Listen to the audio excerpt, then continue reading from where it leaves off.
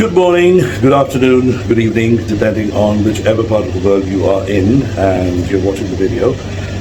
So I'm Shouldnt. I'm an organizational development, human resource, and organizational performance management consultant, and I'm also a corporate trainer and a coach for mainly business, leadership, management, and also life as well. You may consider me to be a life coach as well. So, and of course career also. So that's me in a nutshell. And most of the time I make videos which are related with my line of work. But at the same time I also make a lot of videos about things that are going on all around me and things that I see are being discussed a lot on social media. And definitely one of the things that is getting a lot of attention right now in Bangladesh are the videos which are being made by a lot of people in India about Bangladesh and about relations between India and Bangladesh. So a lot of my videos are mostly in Bangla or bilingual medium, but sometimes I decide to make videos only in English, which I would like to have international audiences be listening to them. And this particular video I would like to reach out to all my friends in India, and in fact as many people in India as is maybe possible. And the reason why I would like to do that is because I would very sincerely want people in India to understand the way that people in Bangladesh perceive what they are saying about Bangladesh and about the history that there is in between India and Bangladesh and the War of Independence in 1971 and India's role in it.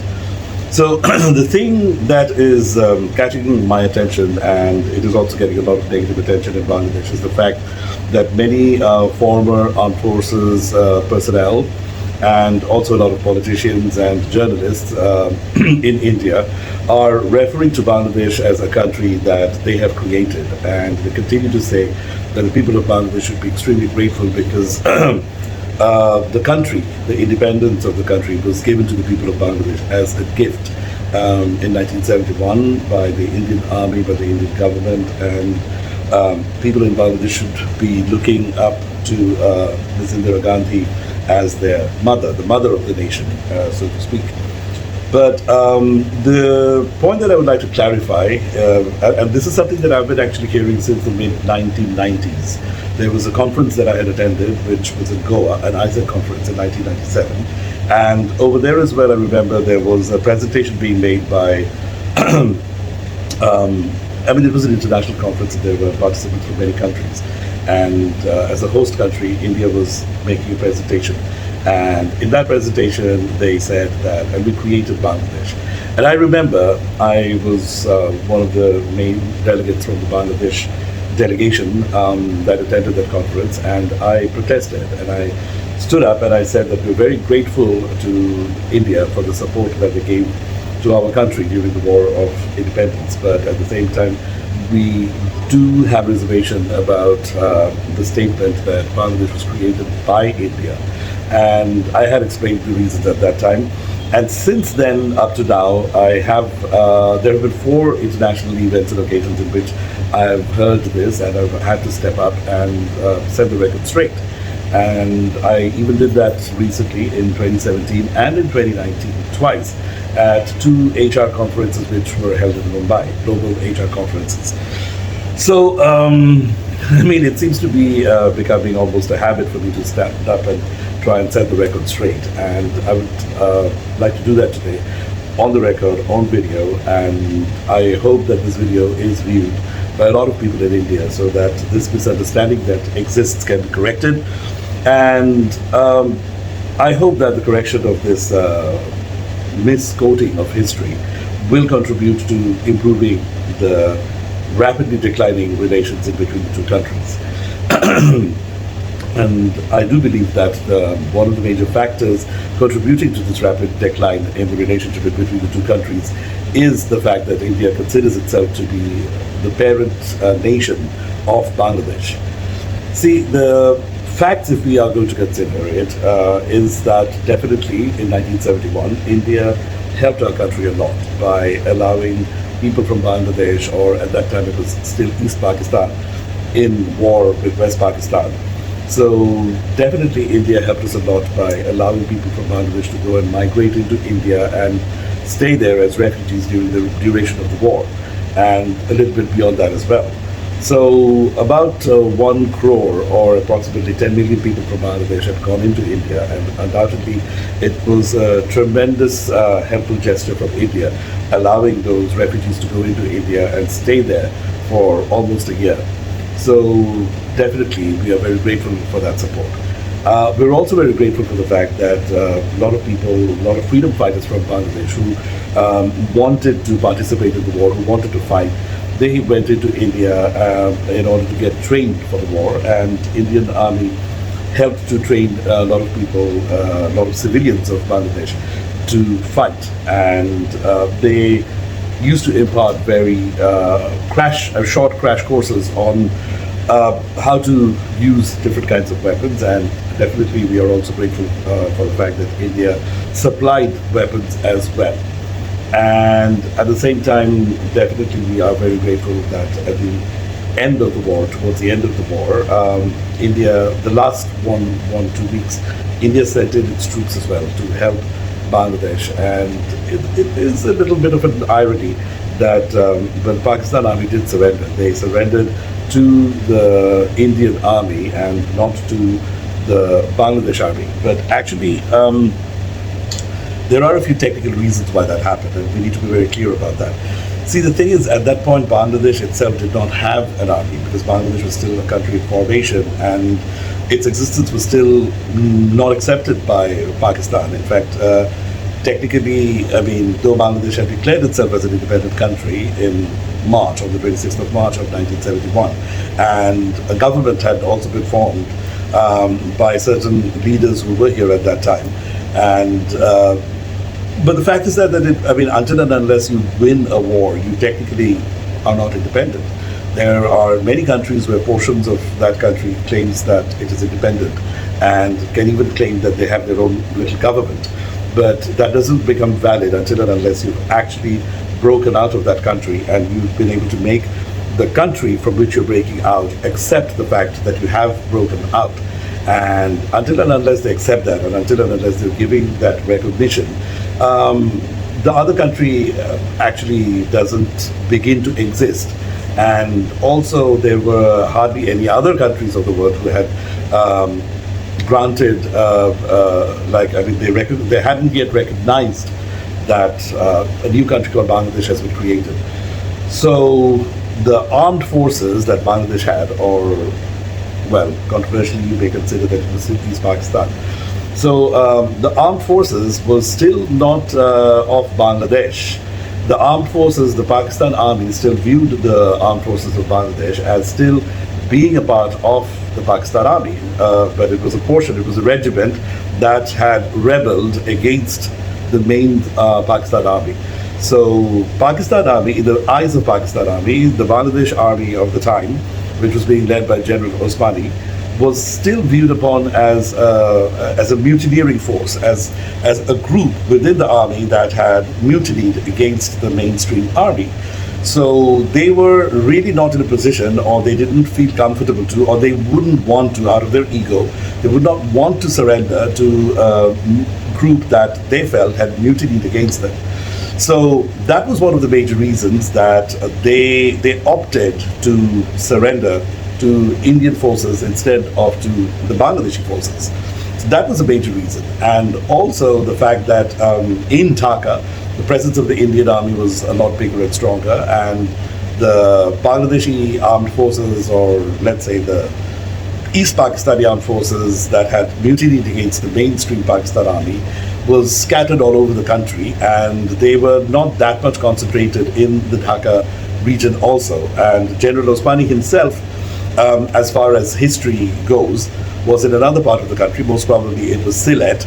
And when he came to know that the Pakistan army has agreed to surrender, he was making all the arrangements to come to Dhaka, but somehow or the other he got a little bit delayed, because naturally, I believe he flew in a helicopter, but it took some time for the flight to be arranged for him to be able to fly from, most likely it was Sylhet, up to Dhaka. So these were some of the circumstances which prevented, or which did not allow, the Bangladeshi armed forces to be represented in that signing ceremony in which Pakistan surrendered to India. But there is no reason to misconstrue that or to misrepresent that and to say that India defeated Pakistan and it was a war in between just India and Pakistan. Of course, India, if it was a war in which India participated and helped Bangladesh win its independence, but it was not a war between India and Pakistan. It was actually a war in between West Pakistan and East Pakistan, in which East Pakistan became independent and started existing as a separate independent country. So it was actually not exactly a war between India and Pakistan. It was the war of independence of Bangladesh. And I think a lot of people in India do not know the fact that Bangladesh itself had pretty large armed forces, or at least the group that broke away from the main Indian army and mutinied against, broke away from the Pakistan army and mutinied against the mainstream Pakistan army. That number was also a sizable number, and I cannot exactly quote the exact number, but I have heard that the estimate was somewhere in the range of about 50,000. And in addition to that, there was the police force as well. The Bangladeshi or the Bengali ethnicity police force based in East Pakistan, or what was becoming Bangladesh. They also sided with the armed forces, with the mutineering force, and they also actually fought against the Pakistan army. So you need to also include them into the forces that Bangladesh or East Pakistan had, which were being engaged in the war against Pakistan, against West Pakistan. Furthermore, you need to consider the role of the Mukti Bahini. Now, the Mukti Bahini was a very large force, and the exact number of people who took up arms to fight against the Pakistani was approximately about 350 to 400,000. They were actively fighting against the Pakistan forces all over the country. And there were close to 500,000 other people who were also referred to as Mukti Bahini, who did not fight directly against the Pakistan army, but they worked in different ways to support the people who were fighting. They were the people who were in the background, who were providing food, providing shelter, money, and in supporting the Mukti Bahini, the fighters, in many different ways. Mukti Bahini means the independence, the forces who were fighting for independence. So those were people who were civilians. They included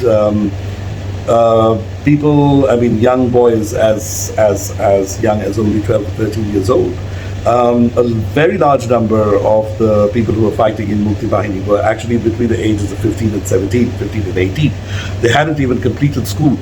So, but they were mostly in 7th to 9th, 10th grade. Some had completed what used to be called the matriculation exams, which is now the SSC, or the school completing exams equivalent to O levels. Some people, a certain portion, had exceeded that level, but a lot of the people who were fighting with weapons and arms were actually younger than that even. So a lot of people died who were fighting. There was a very large number of the Mukti Bahini that did succumb to their injuries or were completely wiped out by the Pakistani armed forces. So when India comes in and says that they liberated us or they created Bangladesh, that you are actually completely negating the role that was played by all the youth who were fighting for Bangladesh, for creating Bangladesh. You are completely negating the contribution of the people who were working to support the Mukti Bahini, who were providing supplies to the Mukti Bahini. You're completely negating the sacrifices made by millions of families during that very short period of 9 months. But the intensity of the war in that 9 months was extreme. So, the number of 3 million can be disputed and argued, but even if the number was not that high, the actual number of people that did die at the very minimum was definitely almost 500,000. So, if India comes in and says that, it was a war between India and Pakistan, and India just came in and liberated Bangladesh, then it is not a fair statement. And I would like to request everyone in India to be a little bit more considerate and a little bit more far-sighted, and not to say things that will just unnecessarily create animosity in between the two countries. And I would like to request everyone in India who talks about 1971 and the role of India in 1971 to kindly reframe their statements and, in fact, their perception about the entire incident. Undoubtedly, of course, as Bangladeshis, we are grateful to all the support that India gave. And if we go a little further back into the history, then, of course, the entire 1965, what was called the conspiracy by Pakistan, and initially it was denied by people of Bangladesh and the political leaders of Bangladesh. And later on, they admitted that yes, certain political groups in Bangladesh had gone and spoken to certain people high ups in the Indian administration that. It was sort of like a tentative, theoretical, hypothetical discussion that had taken place, in which it was discussed that if a time would come where Bangladesh would want to, or East Pakistan would want to claim independence, would India be there to help or support? And definitely there was a bit of a supportive attitude from India, and something that maybe some people would call it a green signal from India, which gave the courage, gave the basis to maybe build up the movement and increase the momentum of the movement in a way that it did culminate eventually into the War of Independence. So in that sense also, we can say that yes, India supported East Pakistan, supported the people of East Pakistan, supported the political leaders in East Pakistan to think and to plan for independence or to move ahead in that direction, knowing that India will be there to back them up. So, yes, of course, if we consider the support that India pledged to Bangladesh in 1965, then of course we can say that India had a very big role in helping to create Bangladesh, and therefore, of course, India can take credit for being a major supporting mechanism and system in the process of the creation of Bangladesh. But to simply just say that India created Bangladesh or India liberated Bangladesh, that is overstepping the boundaries, and that is actually taking the matter a little too far. There's also another aspect that we do need to consider, and that is the fact that, of course, people of Bangladesh are grateful and should be grateful to the support that India extended during the 1971 war. But at the same time, we also do need to consider the fact that, the reason, the motivation to support Bangladesh was not entirely altruistic. Of course, India stood to gain considerably by supporting Bangladesh.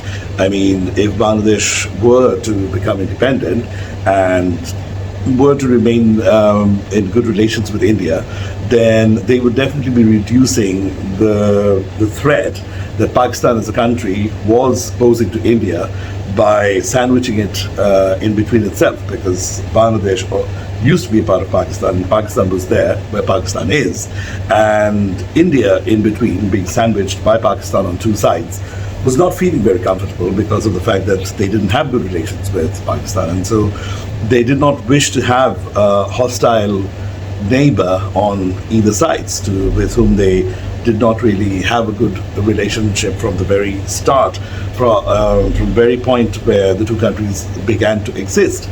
Therefore, it was something good for India if Pakistan were to disintegrate and break up into two different countries. And at the same time, when the war actually did start and the number of people was increasing at the borders who were wanting to gain access into India, it was perceived and felt and understood that unless India would actually help and allow the people to cross and come over, the fact that the pressure would continue to increase to a certain point where the refugees who were wanting to come into India would somehow find a way to cross and come into India, but they would then be coming in with no record, and they would be coming in illegally in a sense. And once that would happen, these people, it would not be possible to keep track of the people, and they could mix and permeate into the crowd. Whereas if India would officially bring the refugees in, then they would be able to keep an eye on the people who are coming in, and they would be able to track the people, and essentially would be in a much better position to be able to send them home as well. So that's kind of what happened. So We are not the kind of people who would deny to express our gratitude to another country who has helped us simply because of the fact that the country may have had some interest as well in helping us, because we are broad-minded enough to understand that nothing comes for free.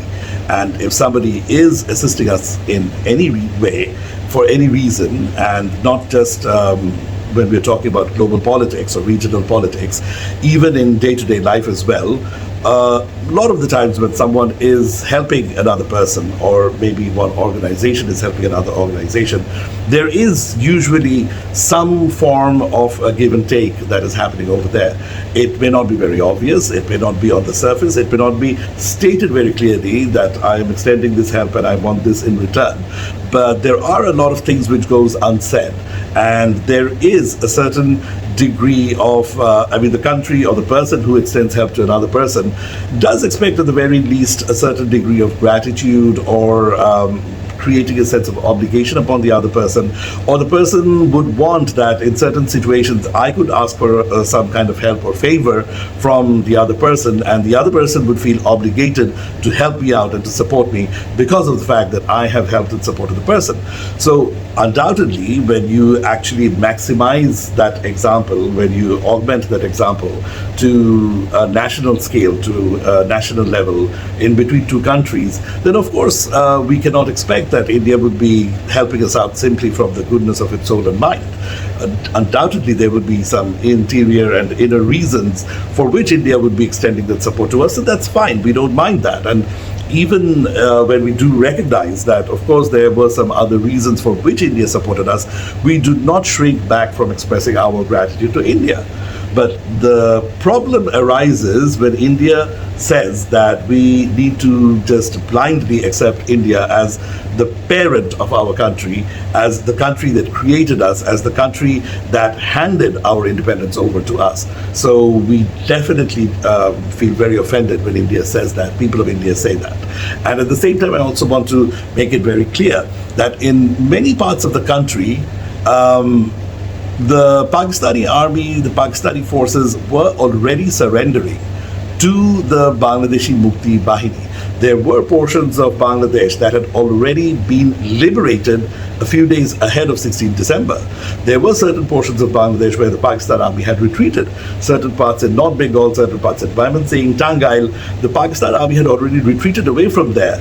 They had pulled away because of the ferocity of the local militia, the Mukti Bahini.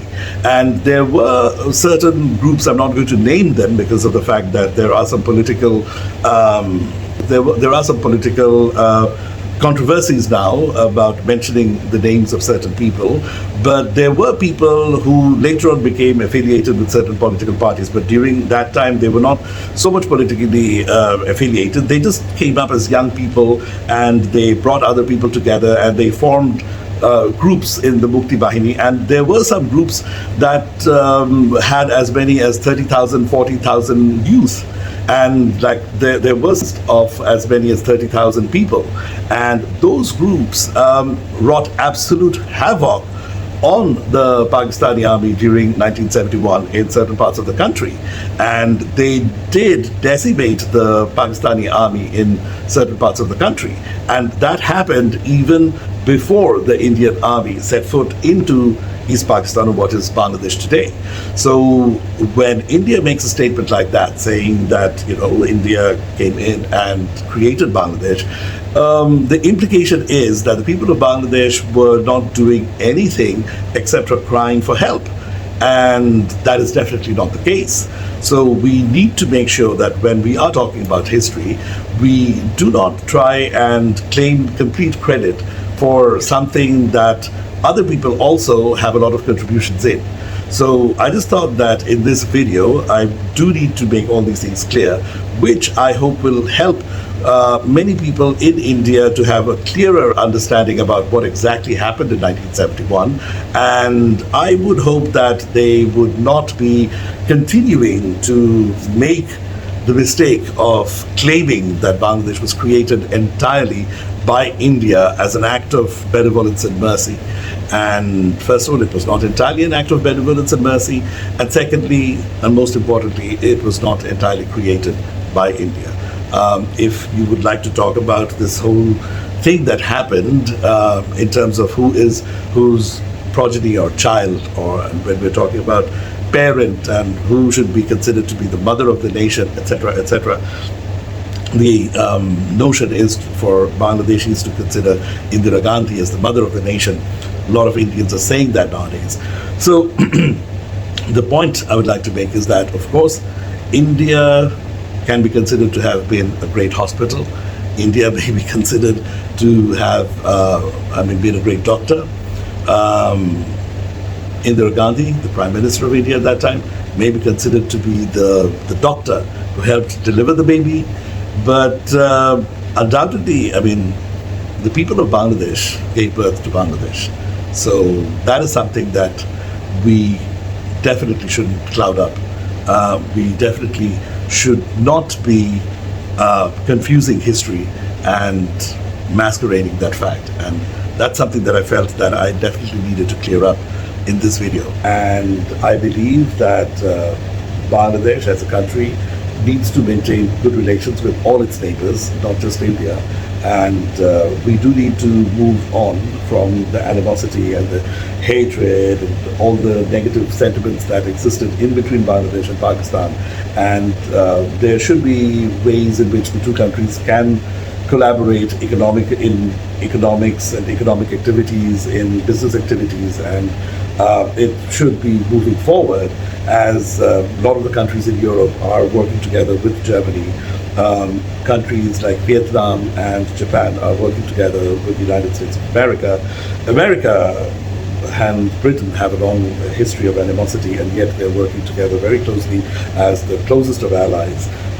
England and France have had hundreds of years of conflict, and yet they are working reasonably well together now, being neighbors. And they did exist they did exist very harmoniously during the time of the EU. But now, even when Great Britain has come out of EU, Britain still maintains good relations with the countries in EU. Though centuries ago, the Great Britain was in constant conflicts with the Spanish, the Portuguese, and the French. So, of course, people need to move forward, and they do need to forge new friendships and new relationships among the newer generations between two countries that may have been at loggerheads in the past. So, of course, that is there. But yes, of course, so Bangladesh should maintain good relations with all its neighbors, and definitely India cannot be an exception, and we should not be going in a direction in which India and Bangladesh continue to embitter themselves against one another. But in order for that to happen, we definitely need India to stop claiming that India is the parent and India gave birth to Bangladesh. I think that really needs to stop. It's high time. And in addition to that, I would also like to request all the political figures in India to not be constantly instigating Bangladesh. Of course, India is a vast country. India is extremely powerful, and definitely we being a small country at the side of India, we cannot actually hope to take up arms against a mighty neighbor like that. However, we do definitely need to claim our deserving amount of respect.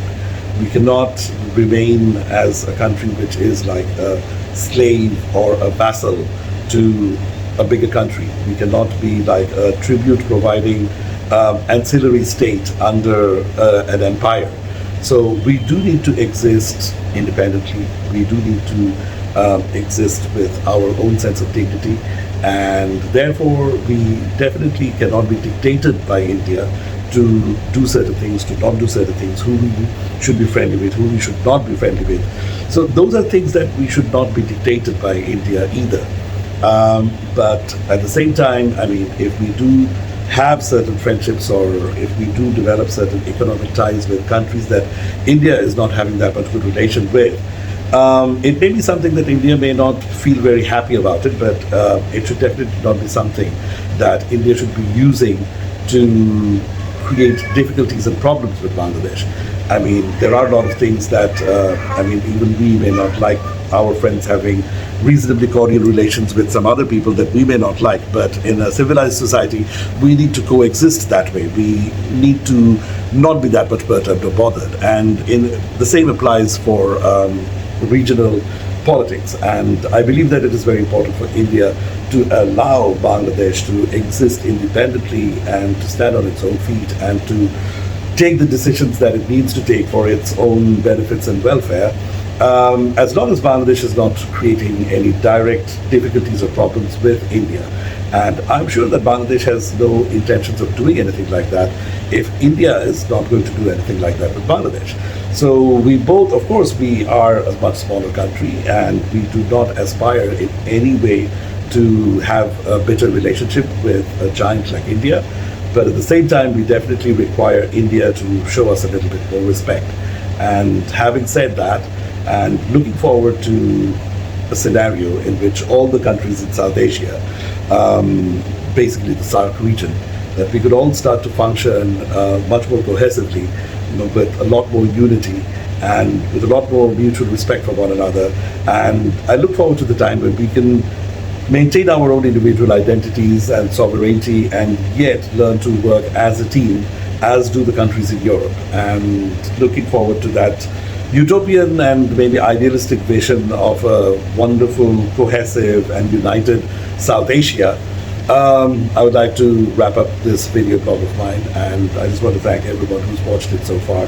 And I just hope and pray that the politicians and the leaders of these countries in South Asia, and especially the countries India, Pakistan and Bangladesh, they would all learn to put their ego aside and learn to look further in the future and think about the benefit of the people of this region and not their own egos. If that much could be done, then definitely this region would move forward to a great extent, by a great extent, and we could seriously become, and we could emerge as an amazing power in the world. I'm not just talking about military power, but an economic power, a region that can exert influence all over the world. And by influence, I do not mean a negative influence or to boss over anyone else, but it means that to exist as a region that helps one another within the region, and they can exist without assistance and help from other regions. So we could actually get to a position like that if we could all work together.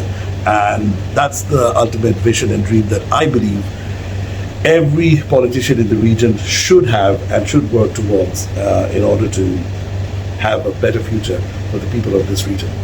Thanking everyone for watching. I would like to wrap up now and invite everyone to watch more of my video blogs. Thank you.